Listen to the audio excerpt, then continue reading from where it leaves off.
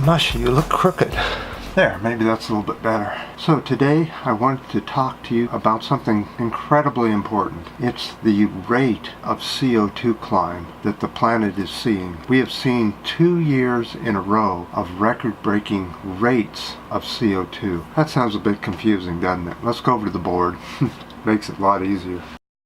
CO2 rates have been breaking records for the last 2 years. Let's go through some of it. From the 1980s to the 1990s, CO2 rates year per year was 1.5 parts per million each year. By the year 2000s, that had jumped up to 2 parts per million year to year. By the year 2010s, that rate had jumped up to 2.5 parts per million year to year. By the end of 2016, that rate has jumped from 3.2 parts per million to 3.55 parts per million. But today's CO2 count was 405.42, and last year it was 400.81 parts per million. I mean, that's a huge, and look at that. That's a 4.61 parts per million rate.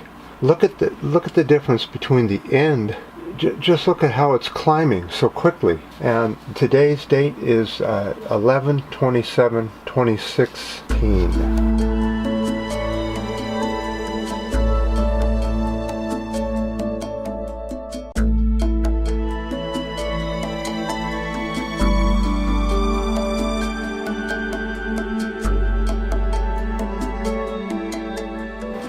I really can't imagine what CO2 scientists and atmospheric scientists and weather people are thinking right now, other than, is it all over? Did we just, are we going into catastrophic numbers now? It sure looks like it.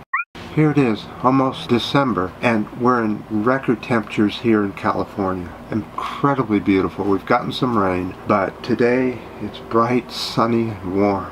Unbelievable. So, I just wanted to get this news out there really quickly because it's so important. By the way, Donald Trump was saying that he's open-minded to climate change. That is turning out to be a New York Times debunk.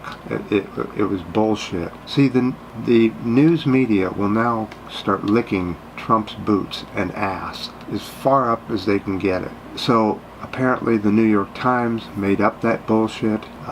Donald Trump is firmly in place that climate change is nonsense and is a Chinese hoax. Oh man, I tell you people, got to do something. Alright guys, so I'd put that out there real quickly, and I appreciate the comments last time. One of my commenters said, why aren't the US maps showing Hawaii and Alaska on the change map from my last video? You know, I hadn't even noticed that, but yeah, I don't know why they don't put that on there. It'd be nice to see because parts of Hawaii and Alaska have been in drought. It would be nice to see whether they're coming in or going out of drought, whereas the change map shows that. So anyway, I appreciate all the comments and the ups and the downs and the new subscribers, and until next time.